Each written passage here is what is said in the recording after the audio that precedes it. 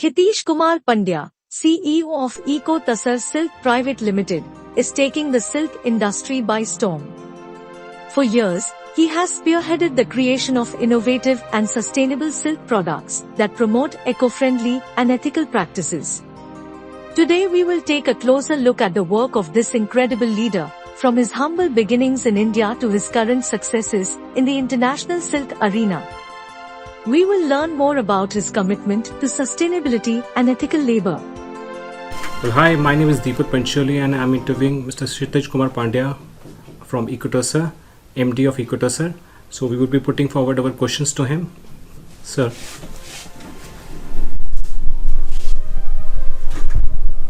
Thank you, Deepak. What can I do for you today? So you have to just ask, we have to ask you some simple questions. Can you tell us a little bit about your company, Eco Tasar? Okay, so Eco Tasar is basically a social enterprise. It was incubated in an NGO.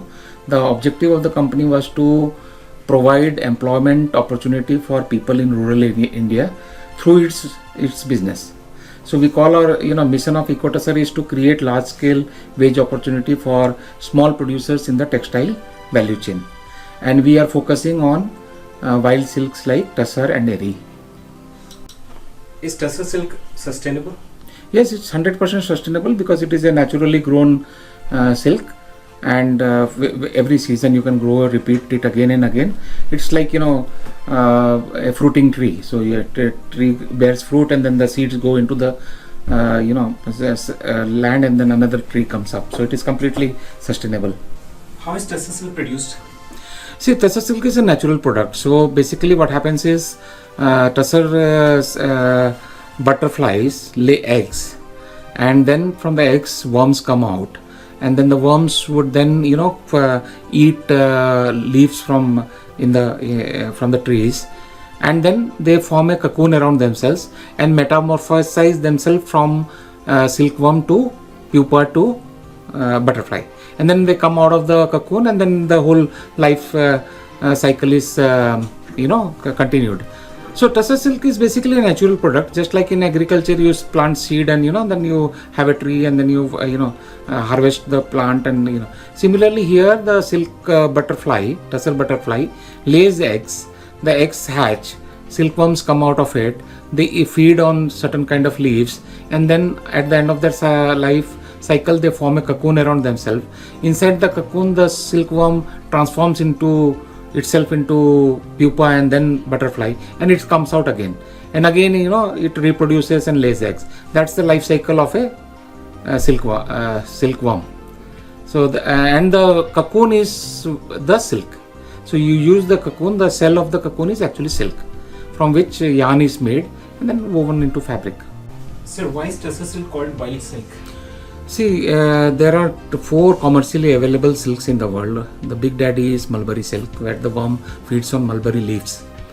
Tasar and Eri silk and Muga silk are actually very small, and they can only be, they're mostly being produced by tribals, whereas mulberry is more like an industry. Out of that, Tasar is the only silk which requires the worm has to be fed on live trees. You cannot do it indoors like you can do with Eri or mulberry silk. And that is why it is called wild silk. And is Tasar silk a pure silk? Yes, 100%. It's natural. It's completely natural. It has been around for centuries, as long as the species has been alive. And what is so unique about Tasar silk? See, mulberry is very shiny. Eri is very cottonish looking. And then you have Muga, which is very small, and it is only shiny when it is natural. Otherwise, it is the thread is like gold, but the moment you dye it, it becomes like any other silk. Tasar silk is a silk which doesn't give you too much of shine. So it's an ideal silk for working women. You can go to office wearing a Tasar silk kurta or a sari without looking overdressed. But at the same time, it gives you a very elegant look. It's like understated elegant look. From that point of view, it is very unique. Plus, it has got the same variations that other silks have. Probably more because it is actually raised in outdoor conditions. So the cocoon is exposed to rainfall, sunshine, shade, different kind of weather conditions. So the cocoon has different shades on different sides. Yes.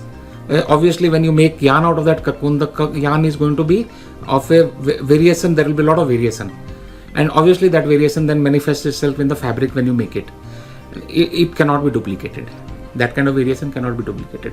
It's like what you see the grains in wood. When you cut wood, inside you see the grains. It is not duplicatable. Yes. And what are the types of tussar silk we have? So basically, see, tussar, there are two types. If you look at the species, one species feeds on oak leaves, which is, so we call it a temperate tussar, and it is only this worm thrives in cold areas like it is in China, or even in India. It is in the northern part of India, like Uttaranchal, and where the climate is colder. Tropical tussar is basically in our country, it is on the Chota Nagpur region, and the worm feeds on Arjuna terminal layer trees. Arjuna, Asan, Shal, these are the three trees on which leaf it feeds. So you have two different kind of tussars. So it is basically like in cow you have a Jersey cow and Desi cow. It's like that. Okay, so it's the same. It's a same tussar silk, but two different species. Within tussar, the way you make the yarn, you have different kind of yarns you can make. The raw material is same, and using that raw material you can make a thicker yarn. You can make a very finer yarn, and the finer yarn is obviously goes into fashion products which have to be lightweight. So a sari or probably a scarf or stole or a kurta would be made out of the finer yarn, fabric, whereas a thicker yarn is used mostly for furnishing, because the weight of the product becomes heavier, and it's slightly more rough to touch. And what is ahimsa silk, sir? See, ahimsa silk means, in order to make finer silk, you have to kill the pupa while it is still inside the cocoon, so the cocoon doesn't get damaged. When the pupa converts itself into a butterfly, it has to emerge out of the cocoon, just like a chick does out of the egg, right? The moment it comes out, it will crack the cell, which is the silk. When you crack the cell, you can only make a rough yarn, a spun yarn, thicker. If you want to make a very fine yarn, which is what people want to make because that has more value in the market, then you have to ensure that the silkworm is killed inside. So what they do is they put the cocoon in a hot air chamber at a higher temperature. The silkworm inside, which is now a pupa, it shrivels and dies. Then what you do is then you take the cocoon, boil it, and soften the fiber, and then draw the fiber and make yarn. If you don't do this, obviously the butterfly will come out, which is its natural life cycle. The moment it comes out, the cocoon is only good enough to be spun as you spin cotton or wool or linen, and that yarn is thicker, and it can only go into home furnishing kind of heavyweight fabric. If you allow it to emerge, which means you have not killed the worm, the silk that you produce out of it can be called ahimsa. But then not all spun silk are essentially ahimsa. Most spun silk is made out of cocoons which are damaged while the worm is being killed. So if you do it in a very captive manner, then only you can certify that this is ahimsa silk. And from the customer perspective, is tussar silk washable at home? See, tussar silk is washable at home, but it requires a huge amount of diligence.